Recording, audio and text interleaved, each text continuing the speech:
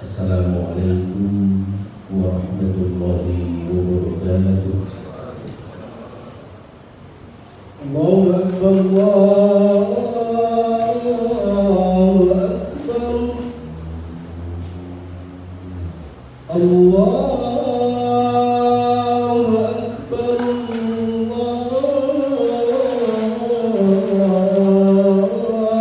Allahu Akbar. Asyhadu an la ilaha illallah.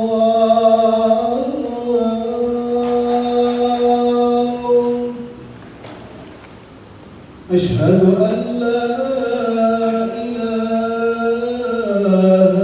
illallah.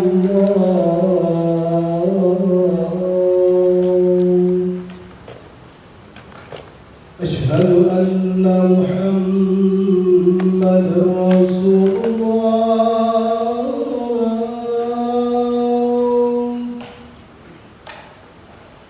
Asyhadu anna Muhammadar Rasulullah.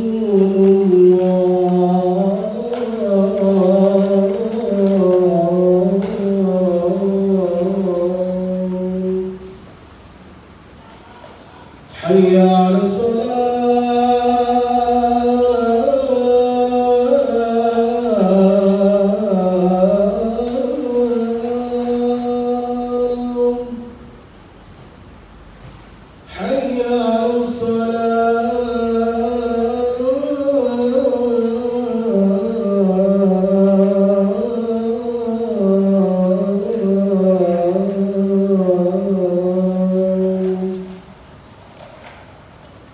حي على الفلاح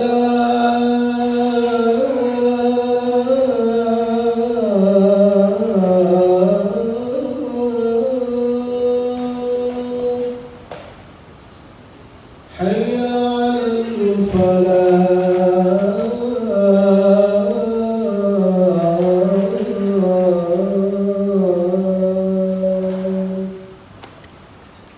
الله أكبر، الله أكبر، لا إله إلا الله.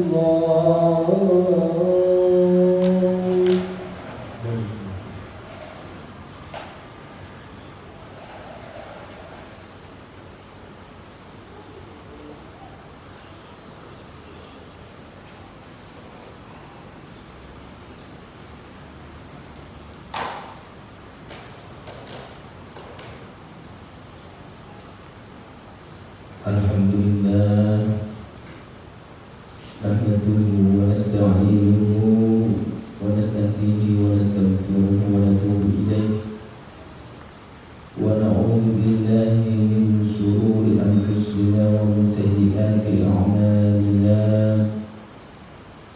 May yahdihillahu fala mudilla lahu wa may yudlilhu fala hadiya lahu.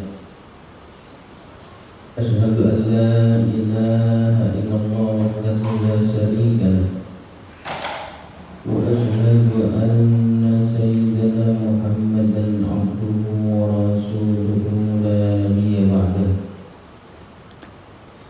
Allahumma shalli wa sallim ala nabiyyil mustafa sayyidina Muhammad ibn Abdillah wa ala alihi wa ashabihi wa mawalah. La haula wa la quwwata illa billah. Amma ba'du ya ibadallah, usini wa iyyakum bitaqwallah. Faqad faza man ittaqa, wattaqullaha wa'lamu annallaha ma'a man ittaqa. Hadirin sidang jamaah Jumat yang dimuliakan Allah, puji syukur mari senantiasa kita panjatkan kehadirat Allah Subhanahu wa Ta'ala. Atas rahmat hidayah dan ma'unahnya kita dapat menunaikan ibadah sholat Jumat di Masjid Ar-Ridha yang penuh barakah dalam keadaan sehat walafiat. Semoga kita selalu diberikan kesehatan oleh Allah, dijauhkan dari bencana, kesulitan hidup di dunia sampai di akhirat. Amin, Allahumma amin. Salawat dan salam semoga selalu tercurahkan kepada junjungan kita Sallallahu Alaihi Wasallam yang selalu kita cintai, kita suri tauladangi, dan kita harapkan syafaatnya di akhirat nanti. Hadirin sidang jamaah Jumat yang dimuliakan Allah. Tema khutbah yang ditujukan takmir adalah antara dosa dan bencana. Memang antara dosa dan bencana ini sering dikaitkan. Bencana sering diturunkan oleh Allah ketika banyak orang yang sudah berbuat dosa atau maksiat kepada Allah.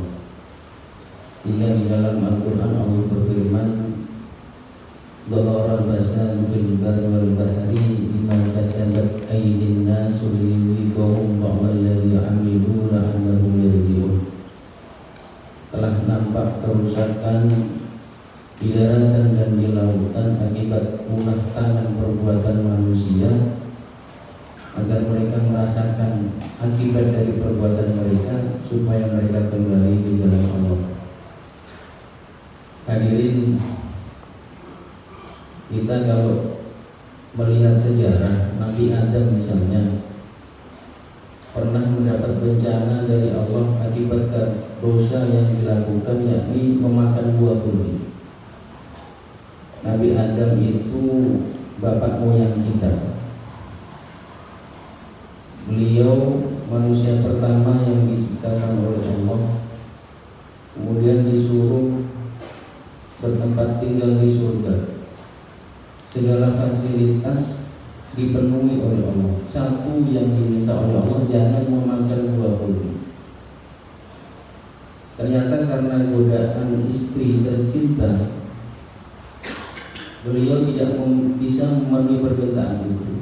Maka beliau pun diusir dari surga. Diusir dari surga itu bagian dari bencana yang dialami beliau. Seolah-olah Allah mengatakan, Adam, kamu dari tidak ada saya adakan. Saya suruh tinggal di surga, kamu boleh ini, boleh itu. Saya yang satu yang saya minta, jangan mendekati bahkan memakan buah kurdi. Tapi kamu tidak bisa memenuhi. Keluar kamu dari surga. Diusir Nabi Adam, diturunkan ke muka bumi. Setelah itu Nabi Adam bertaubat, sujud kepada Allah, menyesali perbuatan dosanya sambil beristighfar. Istighfar Nabi Adam itu, Rabbana zalamna anfusana wa illam taghfir lana wa tarhamna lanakunanna minal khasirin. Ya Tuhan kami, sungguh kami telah zalim kepada diri kami. Jika Panjenengan tidak mengampuni dan menyayangi kami, sungguh kami termasuk orang-orang yang merugi. Dalam riwayat 40 tahun Nabi Adam sujud sambil beristighfar dengan membaca Rabbana zalamna tadi itu, baru diampuni oleh Allah. Baru kemudian beliau diutus menjadi khalifah di muka bumi. Jadi Nabi Adam dosanya satu, itu sudah membuat murka Allah dan diusir dari surga. Kita ini dosanya banyak, ingin masuk surga. Kadang-kadang kalau kita angan-angan rasanya tidak pantas. Nabi Adam itu sudah menghuni surga, tinggal di surga. Dosanya satu, memakan buah kurdi. Allah marah, diusir dari surga. Dan itu bencana bagi Nabi Adam. Oleh karena itu, karena kita merasa dosa kita banyak, seharusnya kita harus lebih banyak beristighfar kepada Allah Subhanahu wa Ta'ala. Hadirin jamaah Jumat yang dimuliakan Allah, bencana yang lain misalnya yang menimpa kaumnya Nabi Nuh, itu juga akibat dosa-dosa dan maksiat yang telah mereka lakukan saat itu. Nabi Nuh itu usianya sekitar 950 tahun. 800 tahun beliau berdakwah, pengikutnya hanya sekitar 80 orang. Jadi kalau dibuat rata-rata 10 tahun itu dapat satu pengikut. Tapi beliau tetap bersabar. Meski begitu, setiap beliau dakwah, beliau itu selalu dihina oleh kaum yang tidak mau beriman kepadanya. Sampai akhirnya kesabaran beliau habis dan beliau munajat kepada Allah agar dihancurkan saja kaum beliau yang tidak mau beriman dan telah banyak bermaksiat kepada Allah Subhanahu wa taala. Kata Nabi Nuh dalam Al-Qur'an itu, inni da'autu qaumi lailan wa nahara. Ya Allah, siang malam saya telah berdakwah kepada mereka. Wa inni kullama da'autuhum litaghfira lahum ja'alu asabi'ahum fi adhanihim. Setiap kali saya mendakwahi mereka agar mereka mendapat ampunan darimu, mereka selalu meletakkan jari-jari tangannya di telinganya. Mereka tidak mau mendengarkan dakwah saya, ya Allah. Jadi Nabi Nuh itu ketika berdakwah, kaum yang tidak mau beriman itu selalu menutup telinganya, tidak menggubris dakwah yang disampaikan oleh Nabi Nuh. Jika seperti itu, ya Allah, Rabbi la tadar alal ardi minal kafirina dayyara. Hancurkan saja mereka, ya Allah, orang-orang kafir dan anak turunnya. Hancurkan saja mereka, biar tidak lagi membuat kerusakan di muka bumi ini. Kalau itu mau buat kapal. Dari mana saya buat kapal, ya Allah? Dari kayu. Kayunya dari mana? Dari pohon. Pohonnya mana? Tanam dulu. Ini yang namanya perjuangan. Jadi perjuangan itu proses yang panjang, tidak semudah membalik telapak tangan. Akhirnya Nabi Nuh menuruti perintah Allah itu, tanam pohon, pohonnya sudah besar, ditebang, kayunya dibuat kapal. Ketika buat kapal itu pun semakin dihina oleh kaumnya yang tidak mau beriman. Coba lihat, Nuh itu semakin gila. Di musim kemarau di tengah kampung seperti ini buat kapal, mau berlayar di mana? Nabi Nuh cuek saja. Ini perintah Allah. Meskipun rasio itu kurang menerima, tapi karena ini perintah Allah, ya tetap harus kita jalankan. Kapal sudah jadi, ya Allah, kapal sudah jadi. Suruh Nuh, umatmu yang mau beriman untuk naik, semuanya naik. Saya akan turunkan hujan dan akan saya tenggelamkan semua yang di luar kapal ini sebagai balasan hukuman bagi mereka yang tidak mau beriman dan tidak mau mengikuti ajakan. Akhirnya yang mau beriman naik ke kapal. Dicek oleh Nabi Nuh, semuanya sudah naik. Satu yang dicari Nabi Nuh tidak ada di kapal, anaknya Kan'an. Ketika ditoleh, ternyata Kan'an berkumpul sama orang-orang kafir di daratan, tidak mau naik ke atas kapal. Dipanggil oleh Nuh, ya bunayya irkam ma'ana, wahai anakku, naik ke sini bersama kami. Apa kata Kan'an? Tidak ayah, kami di sini saja. Hujan akan turun, nak. Semua yang di luar kapal akan tenggelam oleh banjir. Jika hujan turun, ayah, sa'awi ila jabali ya'simuni minan ma. Saya akan naik ke gunung. Gunung itu yang akan bisa menyelamatkan saya dari air. Gunung pun tenggelam, nak. Semua yang di luar kapal akan mati tenggelam. Tetap Kan'an tidak mau naik. Akhirnya hujan diturunkan oleh Allah. Tambah besar, tambah besar. Orang-orang kafir termasuk Kan'an ini naik ke atas gunung. Gunung pun tenggelam oleh banjir. Dalam kesedihannya Nabi Nuh mengatakan, ya Allah, kalau orang-orang kafir yang tenggelam itu memang keinginan saya, tetapi Kan'an kan anak saya, ya Allah, kenapa kok ikut dihancurkan juga?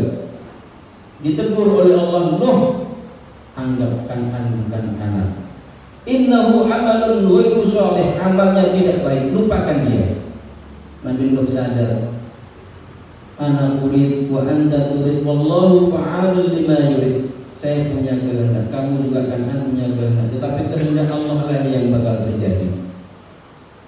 Jadi kaum Nabi Nuh yang tidak mau beriman dihancurkan melalui bencana banjir karena dosa-dosa mereka. Nabi Yunus juga pernah dapat bencana, disuruh nyebur ke laut karena dosa Nabi Yunus yang merasa putus asa akibat dakwah dia yang disepelekan oleh kaumnya. Nabi Yunus itu mengajak kepada kaumnya, wahai kaumku, ayo beriman kepada Allah. Jika tidak beriman, kalian akan diazab oleh Allah. Ditantang oleh kaumnya. Mana azab itu Yunus? Turunkan sekarang, kami tidak takut. Mendapat tantangan seperti itu, Nabi Yunus keder. Iya, kalau Allah segera menurunkan azab, kalau tidak saya akan malu. Akhirnya Nabi Yunus mengasingkan diri, meninggalkan kaumnya, naik perahu. Di tengah malam naik perahu, ternyata perahu itu kelebihan muatan, macet. Satu orang harus nyemplung ke laut. Ketika diundi Nabi Yunus yang harus nyemplung ke laut. Nabi Yunus pun nyemplung ke laut. Sehingga diceritakan Nabi Yunus waktu itu berada dalam zulumatin salas, kegelapan 3 tingkat. Gelap di malam hari, lalu kemudian ada dasar laut, itu kegelapan yang kedua, dan dimakan oleh ikan nun, berada di dalam perut ikan nun, kegelapan yang ketiga. Ketika berada di dalam perut ikan nun, Nabi Yunus sadar ini teguran dari Allah, bencana ini peringatan dari Allah. Beliau sujud minta ampun kepada Allah sambil beristighfar. Istighfarnya Nabi Yunus itu la ilaha illa anta subhanaka inni kuntu minadh dhalimin. Tidak ada Tuhan selain Engkau ya Allah. Maha suci Engkau, sungguh saya ini termasuk orang yang zalim. Berulang kali baca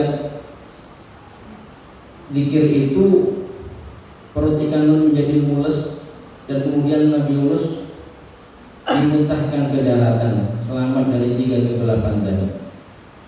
Hadirin jamaah Jumat rahimakumullah.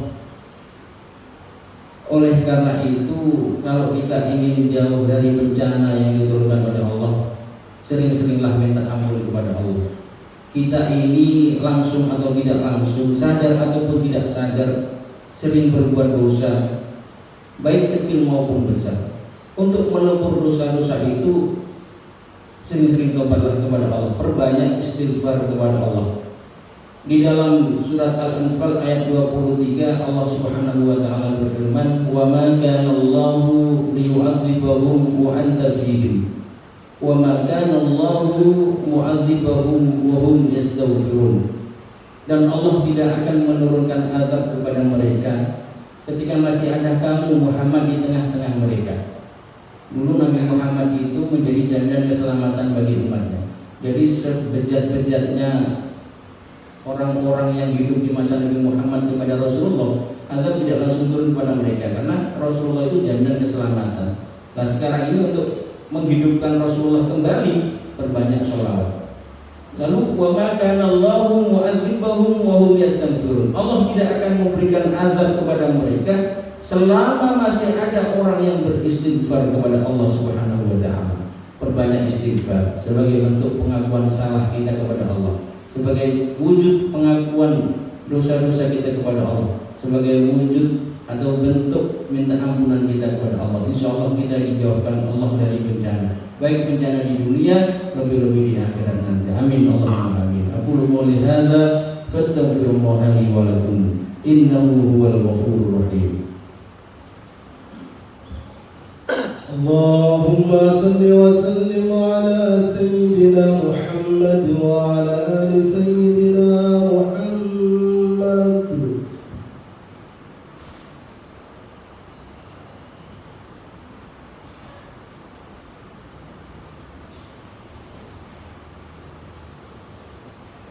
Alhamdulillah alladzi arsala rasulahu bil huda wa dinil haqq liyudhhirahu 'ala dini kullihi wa kafaa billahi shahida. Asyhadu an la ilaha illallah al-malikul haqqul mubin wa asyhadu anna Muhammadar Rasulullah shadiqul wa'dil amin. Allahumma shalli wa sallim 'ala nabiyil karim sayyidina Muhammadin wa 'ala alihi wa ashabihi wa tabi'in wa man tabi'ahum bi ihsanin ila yaumiddin. Amma ba'd, fa ya ibadallah, usikum wa iyaya bittaqwallah, faqad fazal muttaqun. Qala ta'ala fi kitabihi al-karim, a'udzu billahi minasyaitonir rajim. Bismillahirrahmanirrahim. Ya ayyuhalladzina amanu taqullaha haqqa tuqatih wa la tamutunna illa wa antum muslimun. Wa qala ta'ala aidan, innallaha wa malaikatahu yusholluna 'alan nabi. Ya ayyuhalladzina amanu shallu 'alaihi wa sallimu taslima.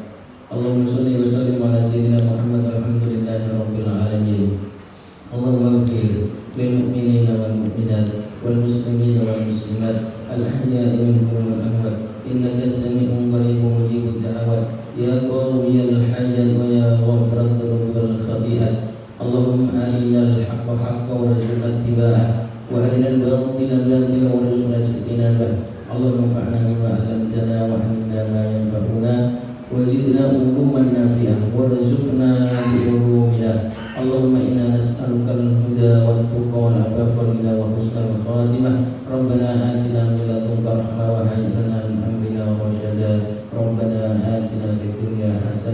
وفي الآخرة حسنة وقنا عذاب النار وأدخلنا الجنة مع الأبرار يا عزيز يا غفار يا رب العالمين وصلى الله على سيدنا محمد والحمد لله رب العالمين.